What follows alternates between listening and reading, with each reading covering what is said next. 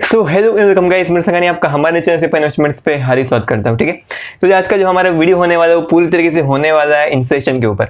ठीक है, so basically आज के वीडियो में हम जानेंगे कि ये जो इन्फ्लेशन है ये क्यों इतनी बड़ी प्रॉब्लम है बेसिकली, और इससे जो बिजनेस है उसको कितना बड़ा एकदम इरिपेयरेबल लॉसेस होते हैं और आपको इससे कैसे बचना चाहिए। ठीक है, और ये सब चीज़ें हम वॉरेन बफेट जी की जुबानी जानेंगे। यानी बेसिकली वॉरेन बफेट जी ने खुद अपने लेटर में ये सब चीज़ें कही है जहाँ से हम आपके लिए सब चीज़ें देखे हैं। ठीक है, सो बेसिकली हम ये वीडियो चालू करते बिना किसी टाइम पास के। सो सबसे पहले जो वॉरेन बफेट जी है वे कहते हैं कि जो इन्फ्लेशन है वो हर एक बिजनेस के सामने एक बहुत बड़ी तकलीफ होती है। यानी इन्फ्लेशन मीन सबसे पहले जो हम इन्वेस्टिंग चालू करते हैं वो इन्वेस्टिंग चालू करने का जो हमारा मकसद है वो है इन्फ्लेशन को टालना। यानी बेसिकली जो इन्फ्लेशन है वो हमारे पैसे को खाता है, उससे इन्फ्लेशन से बचाने के लिए हम हमारा पैसा इन्वेस्ट करते हैं। सो अगर समझ जाए आपके पास 100 रुपया कैश पड़ा है और उस साल इन्फ्लेशन बेसिकली 6% था और अभी अगले साल आ गया यानी 2020 में इन्फ्लेशन 6% था और आपके पास तभी 100 रुपया पड़ा था और उस 100 रुपये की कीमत 2021 में हो चुकी है 94 रुपीज़, यानी 6 रुपया कम हो चुका है, यानी तकरीबन 6% कम हो चुकी है। सो जो इन्फ्लेशन है वो बेसिकली महंगाई होती है, यानी इन्फ्लेशन को बेसिकली हम बोलेंगे हिंदी में। तो इन्फ्लेशन यानी महंगाई होती है और वो बेसिकली हमारे पैसे को खाते जाती है, जिसकी वजह से उससे बचाने के लिए हम हमारे पैसे को स्टॉक मार्केट में या फिर बॉन्ड में या फिर एफडी में या फिर कहीं ना कहीं में उसको इन्वेस्ट करते हैं। ठीक है, सो बेसिकली हमारे इन्वेस्टिंग का मेन मकसद होता है कि इन्फ्लेशन से हम बचे। लेकिन जहाँ पे हम इन्वेस्ट करते हैं हमारा पैसा, यानी बेसिकली हम अगर स्टॉक मार्केट में इन्वेस्ट करेंगे तो किसी कंपनी को देंगे या फिर बॉन्ड में करेंगे तो किसी कंपनी का बॉन्ड खरीदेंगे, तो बेसिकली उस कंपनी को भी इन्फ्लेशन से लड़ना पड़ता है। उस कंपनी के लिए भी इन्फ्लेशन एक बहुत बड़ी प्रॉब्लम होती है। तो यहाँ पे वॉरेन बफेट जी की बात सुनते हैं। वॉरेन बफेट जी कहते हैं, वे कहते हैं कि बेसिकली जो इन्फ्लेशन है वो किसी भी ऐसे बिजनेस के लिए जो अनलेवरेज है, सो बेसिकली उस बिजनेस के पास डेप्ट है वो बहुत कम है या फिर डेप्ट नहीं है, और साथ ही साथ अगर उस बिजनेस को ऑपरेट करने के लिए यानी क्या ऑपरेट करने के लिए, यानी बेसिकली अपना काम करने के लिए, अपने रोजमर्रा काम करने के लिए, यानी बेसिकली अगर कोई मैन्युफैक्चरिंग कंपनी है तो उसका रोजमर्रा काम क्या होता है, वो ऑपरेट कैसे करेगी, वो किसी भी चीज़ की मैन्युफैक्चरिंग करके ऑपरेट करेगी। जो रिलायंस है वो कैसे ऑपरेट करेगी, वो बेसिकली ऑयल की रिफाइनिंग करके ऑपरेट करेगी। सो किसी भी बिजनेस को ऑपरेट करने के लिए अगर टेंजिबल एसेट की जरूरत पड़ती है और वो बिजनेस अनलेवरेज है तो उसको बेसिकली इन्फ्लेशन की ठपका लगती है। यानी अगर इन्फ्लेशन बढ़ता है तो बेसिकली उसको कुछ ना कुछ असर पड़ेगा ही पड़ेगा। ठीक है, सो अब हम इसको एग्जांपल के साथ जानते हैं। सो अगर समझ जाइए आप अभी कॉलेज में हो और अभी 2020 का साल है और आपने सोचा कि मैं एक बिजनेस चालू करता हूँ। ठीक है, सो अभी आपने सोचा कि मैं यहाँ पे एक टी शर्ट सेलिंग का बिजनेस चालू करता हूँ और आपने बेसिकली 1 लाख रुपए की टी शर्ट खरीदी, 1 लाख रुपए की आपने 100 टी शर्ट खरीदी, यानी बेसिकली आपने 1000 रुपए की एक टी शर्ट खरीदी एंड देन उसको आपने 10% के मार्जिन के साथ बेचा। यानी तकरीबन आपने 1 लाख रुपए की टी शर्ट खरीदी और उसको 1,10,000 में बेचा और बेसिकली साल खत्म होते होते आपकी सारी टी शर्ट बिक भी गई और बेसिकली 2021 खत्म होते होते आपके पास 1,10,000 रुपए कैश आ चुके थे। लेकिन फिर आपने सोचा कि इस बिजनेस को कंटिन्यू किया जाए। मैंने पिछले साल तकरीबन 100 टी शर्ट बेची थी, सो इस बार भी मैं कोशिश करूंगा कि मैं 100 टी शर्ट बेच पाऊँ। सो अभी साल है 2021 और बेसिकली जो टी शर्ट का प्राइस है वो भी 10% बढ़ चुका है। क्यों बढ़ चुका है? इन्फ्लेशन की वजह से, महंगाई की वजह से। ठीक है, सो अभी आपको 100 टी शर्ट खरीदने के लिए बेसिकली वापस से 1,10,000 रुपए की जरूरत पड़ेगी। ठीक है, यानी बेसिकली आपको अगले साल यानी 2021 में वापस से 100 टी शर्ट खरीदने के लिए, यानी बेसिकली अपने बिजनेस को वहीं तक पहुंचाने के लिए आपको वापस से 1,10,000 की जरूरत पड़ेगी और आपने उससे टी शर्ट खरीदा और बेसिकली आपको वापस से 10% का प्रॉफिट हुआ, यानी आपको तकरीबन 11,000 रुपए का प्रॉफिट हुआ। सो अभी कुल मिला के आपके पास कितने हैं? कुल मिला के अभी आपके पास 1,10,000 प्लस 11,000 यानी 1,21,000 रुपए है। देन अगले साल आपने सोचा वापस से बिजनेस करता हूँ, 100 टी शर्ट खरीदता हूँ, लेकिन वापस से इन्फ्लेशन की वजह से टी शर्ट का प्राइस 10% ऊपर चला गया है, जिसकी वजह से आपको वापस से 100 टी शर्ट खरीदने के लिए 1,21,000 की जरूरत पड़ेगी। और बेसिकली इन्फ्लेशन की जो मीन्स क्या बोलते हैं, सबसे कहर वाली चीज़ है, सबसे बेकार चीज़ है वो यही है कि बेसिकली अगर आपने बिजनेस चालू किया है और इन्फ्लेशन हो रहा है तो बेसिकली आपको पूरा पैसा इन्वेस्ट करना पड़ेगा वापस अपने बिजनेस में। यानी आपको प्रॉफिट तो हो रहा है, यानी पहले साल आपको 10,000 का प्रॉफिट हुआ, अगले साल आपको 11,000 का प्रॉफिट हुआ, लेकिन ये पूरा प्रॉफिट आप निकाल नहीं पा रहे हो, आप इस प्रॉफिट को इस्तेमाल नहीं कर पा रहे हो। आपको अपने बिजनेस को कंटिन्यू रखने के लिए, उस बिजनेस का रेवेन्यू कंटिन्यू रखने के लिए आपको बेसिकली वो प्रॉफिट को अपने बिजनेस में वापस पूरी तरीके से इन्वेस्ट करना पड़ रहा है, जिसकी वजह से आपको असली में तो कोई प्रॉफिट मिल ही नहीं रहा है। वो जो पूरा प्रॉफिट है वो आपका बिजनेस ही खा जा रहा है। ठीक है, सो ये जो इन्फ्लेशन है उसका सबसे बुरा परिणाम यही होता है कि आपकी कंपनी बेसिकली प्रॉफिट जनरेट तो कर पाती है लेकिन वो पूरा प्रॉफिट वो कंपनी या फिर उसके टेंजिबल एसेट वापस से खा जाते हैं। ठीक है, सो लेकिन वॉरेन बफेट जी यहाँ पे इसका इसका हल भी देते हैं, इसका हल यानी इसका सोल्यूशन देते हैं। और वे कहते हैं कि जो इन्फ्लेशन है उससे बचने का सिर्फ एक ही तरीका है, और वो ये है कि ऐसे बिजनेस में इन्वेस्ट करें जिसमें कम से कम टेंजिबल एसेट की जरूरत पड़ती है। ठीक है, सो ऐसे बहुत सारे बिजनेस हो सकते हैं। सो बेसिकली अगर हम इसी एग्जांपल के साथ जाएंगे, यानी बेसिकली किसी भी कंपनी को जितने कम टेंजिबल एसेट की जरूरत पड़ती है वो इन्फ्लेशन से उतना ज़्यादा प्रूफ होती है, यानी इन्फ्लेशन उसको ज़्यादा नुकसान नहीं पहुंचा पाता।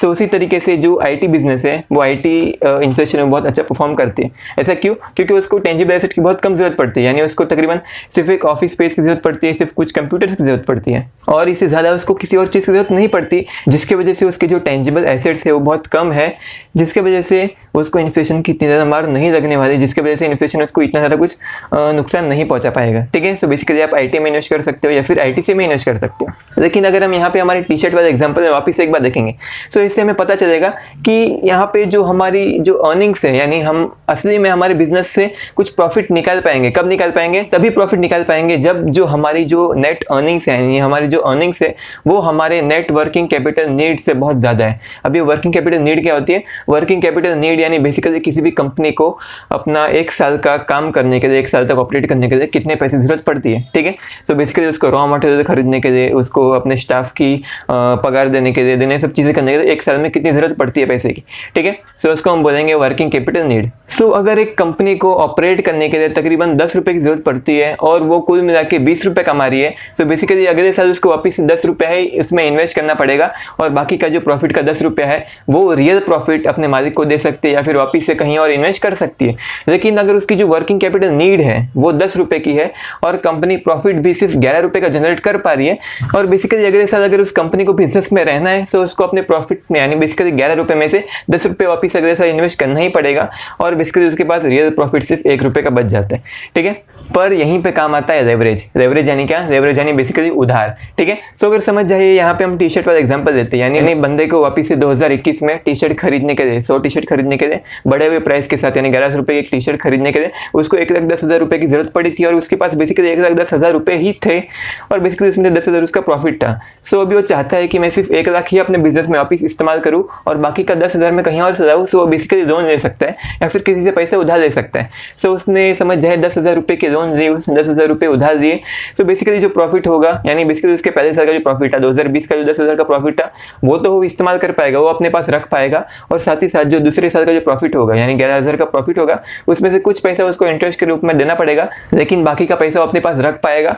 एंड देन उसके बाद जो वापस से वो अपना डेप्ट ले सकता है, और साथ ही साथ मीन्स ऐसे डेप्ट बढ़ाते बढ़ाते वो बेसिकली अपना प्रॉफिट भी मीन्स कंज्यूम कर सकते हैं, यानी उसके पास प्रॉफिट कुछ ना कुछ बचेगा। सो यहीं पे डेप्ट काम आता है, यानी लेवरेज यहीं पे काम आता है। सो बेसिकली ऐसी कंपनी इनके पास अच्छा खासा लेवरेज है, वो लोग ये जो इन्फ्लेशन है उससे थोड़ा बहुत बच सकती है।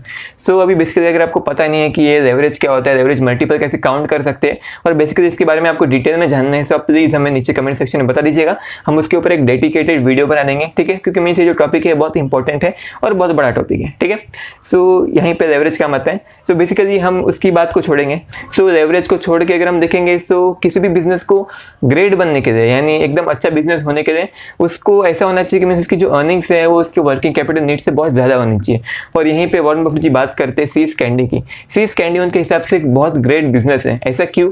ऐसा इसलिए क्योंकि उसकी जो नेट अर्निंग्स है वो बहुत ज़्यादा है। उतने पैसे से उसकी पहली बात उसकी वर्किंग कैपिटल नीड पूरी हो पाती है, यानी बेसिकली अगले 1 साल तक वो पैसा खर्च करना चाहती है, सो बेसिकली इस अर्निंग्स में से कर सकती है। देन जो दूसरी बात है वो ये है कि वो अपने नए स्टोर ओपन कर सकते हैं, यानी उसकी जो अर्निंग्स है वो अर्निंग्स इतनी है कि वो अर्निंग्स कमाने के बाद वो बेसिकली उस पैसे से अगले साल तो चालू रह सकती है और साथ ही साथ कुछ नए स्टोर ओपन कर सकती है, यानी बेसिकली खुद में इन्वेस्टमेंट कर सकती है।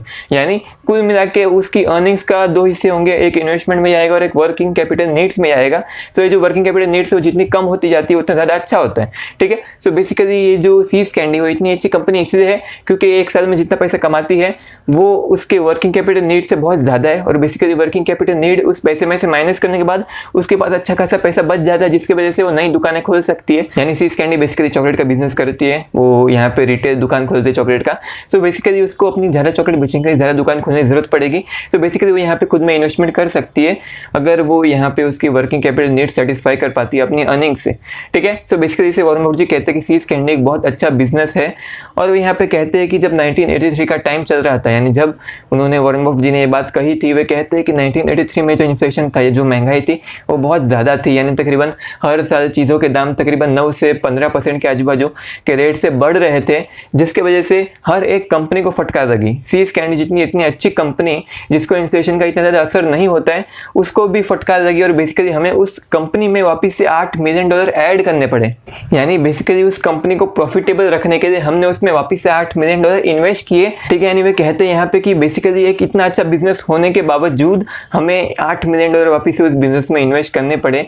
सो बेसिकली आपका बिजनेस तो मीन्स अगर एक नॉर्मल बिजनेस आप खरीदते हो तो उसमें तो आप दिवालिया हो जाओगे।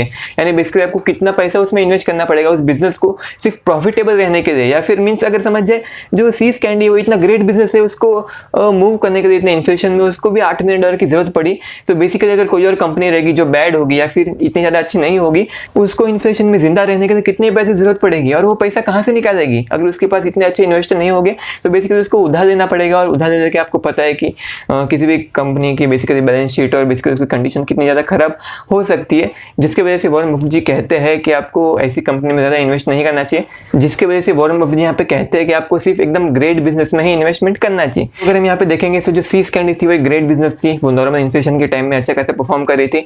और वैसे अगर हम इंडियन एग्जाम्पल की बात करेंगे तो यहाँ पे आएगी ITC की बात। ITC एक अच्छी कंपनी है और बेसिकली इन्फ्लेशन अभी तकरीबन 3 से 6% के आजू बाजू है। और बेसिकली इतने इन्फ्लेशन होने के बावजूद भी जो ITC है, इतनी बड़ी कंपनी है, वो अपने जितनी भी अर्निंग्स है उसका 85% वो डिविडेंड के रूप में दे देती है, सिर्फ 15% अपने पास रखती है और फिर भी इस 15% से भी वो बिजनेस को आगे कंटिन्यू कर पाती है। ठीक है, यानी मीन्स इससे हमें पता चलता है कि मीन्स जो ITC कितनी अच्छी कंपनी है। मैं ऐसा नहीं बोल रहा हूँ कि आप ITC खरीद लो, लेकिन ऐसी बहुत सारी और भी कंपनियां हैं इंडियन मार्केट में। अगर हम बात करेंगे यहाँ पे कोई भी कंपनी की, कोई इंश्योरेंस कंपनी की, सो जितना पैसा कमाती है उसका बहुत कम पैसा इस्तेमाल करते हैं, बाकी सब डिविडेंड के रूप में दे देती है। सो बेसिकली ऐसे बहुत सारी अच्छी अच्छी कंपनियां हैं। अगर आपको उन सब कंपनियों में से किसी एक कंपनी का नाम मालूम है तो आप प्लीज़ हमें नीचे कमेंट सेक्शन में बता सकते हैं, ताकि हम सबको ही पता चलेगा, हम सब इसके बारे में रिसर्च करेंगे, भी थोड़ा प्रॉफिट कमाएंगे। ठीक है, जो ट्रेडिशनल नॉलेज है यानी जो पुराना ज्ञान है, वो वॉरेन बफेट जी कहते हैं कि जो पुराना ज्ञान है वो पुराना ज़्यादा है और ज्ञान कम है। यानी बेसिकली पुराना ज्ञान हमें बोलता है कि हमें ऐसी कंपनी में इन्वेस्टमेंट करना चाहिए इन्फ्लेशन से बचने के लिए जिसके पास बहुत सारे टेंजिबल एसेट्स होते हैं। टेंजिबल एसेट यानी क्या? टेंजिबल एसेट यानी बेसिकली कोई भी ऐसा एसेट जिसको आप फील कर सकते हो, जिसको आप छू सकते हो, या फिर बेसिकली जिसको आप देख सकते हो। ठीक है, यानी टेंजिबल एसेट क्या हो सकते हैं? टेंजिबल एसेट यानी बिल्डिंग हो सकती है, प्रॉपर्टी हो सकती है, मशीनरी हो सकती है, ऑफिस स्पेस हो सकती है, या फिर रॉ मटेरियल्स हो सकती है। ठीक है, सो जो पुराना ज्ञान है वो कहता है हमें कि इन्फ्लेशन से बचने के लिए हमें ये सब चीज़ों में इन्वेस्ट करना चाहिए, यानी ऐसी कंपनी में इन्वेस्टमेंट करना चाहिए जिसके पास जो टेंजिबल एसेट है वो बहुत ज़्यादा है, उसके पास टेंजिबल एसेट की भरमार है। यानी बेसिकली वो लोग सोचते हैं कि जो पुराना ज्ञान है वो कैसे सोचता है, वैसे सोचता है कि अगर किसी कंपनी के पास जो टेंजिबल एसेट है वो बहुत ज़्यादा है, सो बेसिकली जैसे जैसे महंगाई बढ़ेगी वैसे वैसे जो टेंजिबल एसेट यानी जो ज़मीन है, जो फैक्ट्री है, जो मशीनरी है, वो सब चीज़ों के भी दाम बढ़ने वाले हैं, जिसकी वजह से वो कंपनी को इन्फ्लेशन का इतना ज़्यादा असर नहीं होने वाला। लेकिन वॉरेन बफेट जी कहते हैं कि ऐसा बिल्कुल नहीं होता। ऐसा इसलिए नहीं होता कि जो कंपनी जिसके पास जो टेंजिबल एसेट है वो बहुत ज़्यादा होते हैं, यानी ऐसी कोई कंपनी जो एसेट एक्सटेंसिव होती है, यानी ऐसी कोई कंपनी जिसको बिजनेस अपना रन करने के लिए बहुत ज़्यादा एसेट की ज़रूरत पड़ती है। जैसे अगर हम बात करेंगे यहाँ पे किसी मॉल को, यानी मॉल को बहुत ज़्यादा एसेट की ज़रूरत पड़ती है, उसको ज़मीन की ज़रूरत पड़ती है, फिर बिल्डिंग बनानी पड़ती है, फिर राइट, फिर ये सब चीज़ें, और बेसिकली उसके जो रिटर्न है वो ठीक ठाक होते हैं। सो वे कहते हैं कि ऐसी कोई कंपनी जिसको बहुत ज़्यादा एसेट की ज़रूरत पड़ती है अपने ऑपरेशन को कंटिन्यू रखने के लिए, वो अच्छा परफॉर्म इन्फ्लेशन में इसलिए नहीं करेगी क्योंकि उसके जो रेट ऑफ रिटर्न है वो बहुत कम होते हैं। अभी रेट ऑफ रिटर्न बहुत कम होते हैं, यानी क्या? रेट ऑफ रिटर्न यानी बेसिकली उसका जो रिटर्न ऑन कैपिटल एम्प्लॉयड है वो बहुत कम होता है, उसकी परसेंटेज बहुत कम होती है, जिसकी वजह से वो अपने पूरे एसेट के ऊपर अच्छा खासा पैसा जनरेट नहीं कर पाती, अच्छा खासा रिटर्न जनरेट नहीं कर पाती, जिसकी वजह से इन्फ्लेशन का उसके ऊपर बहुत बुरा असर होता है। ठीक है, सो बेसिकली कोई भी ऐसी कंपनी है जिसको इन्फ्लेशन का फटकार लगता है, यानी बेसिकली उसको अपनी पूरी अर्निंग्स को अपने बिजनेस में वापस से रीइन्वेस्ट करना पड़ता है, या फिर बेसिकली उसको अपने एसेट को रिन्यू करवाना पड़ता है, फिर ऐसी कोई चीज़ करनी पड़ती है, वापस से ही अपने बिजनेस में इन्वेस्टमेंट करना पड़ता है, जिससे उसके रेवेन्यू तो ग्रो नहीं होगा, यानी रेवेन्यू को उतना ही रखने के लिए उसको नया नया कैपिटल इन्फ्यूज करना पड़ता है, वो बिजनेस ग्रेट नहीं होता और बेसिकली आपको उस बिजनेस में इन्वेस्ट नहीं करना चाहिए क्योंकि वो इन्फ्लेशन के टाइम बहुत बेकार परफॉर्म करेगा। और साथ ही साथ इन्फ्लेशन में तो बेकार परफॉर्म करेगा, लेकिन जो इन्फ्लेशन है जब वो मॉडरेट रहेगा या फिर लो रहेगा तभी भी उसकी जो परफॉर्मेंस है वो इतनी अच्छी खासी नहीं होगी। उसकी परफॉर्मेंस बेसिकली इतनी अच्छी खासी क्यों नहीं होगी? उसकी परफॉर्मेंस इतनी अच्छी खासी इसलिए नहीं होगी क्योंकि वो जितनी भी अर्निंग्स जनरेट करता है वो पूरा उसको वापस से बिजनेस में इन्वेस्ट करना पड़ेगा। उसके पास डिविडेंड देने के लिए पैसा नहीं बचेगा, उसके पास अपना जो एक्सपेंशन है उसको करने के लिए पैसा नहीं बचने वाला, उसके पास बेसिकली नए एक्विजिशंस करने के लिए पैसा नहीं बचने वाला, जिसकी वजह से वो जो बिजनेस है वो ग्रोथ को लैग करेगा, जिसकी वजह से उसमें ग्रोथ नहीं होगा, जिसकी वजह से वो कंपनी इतनी अच्छी खासी नहीं है। ठीक है, सो ये बात याद रखना। और बेसिकली वीडियो यहीं पे खत्म होती है। इस वीडियो का जो नेक्स्ट पार्ट होने वाला है उसमें हम बेसिकली आपको 2 या 3 ऐसी इन्वेस्टमेंट बताने वाले हैं जो आपको इन्फ्लेशन से प्रोटेक्ट करेगी और बेसिकली जो इन्फ्लेशन में बहुत अच्छा परफॉर्म करने वाली है। ठीक है, so thank you so much इस वीडियो को यहाँ तक देखने के लिए। Thank you so much. अब हम चलते हैं।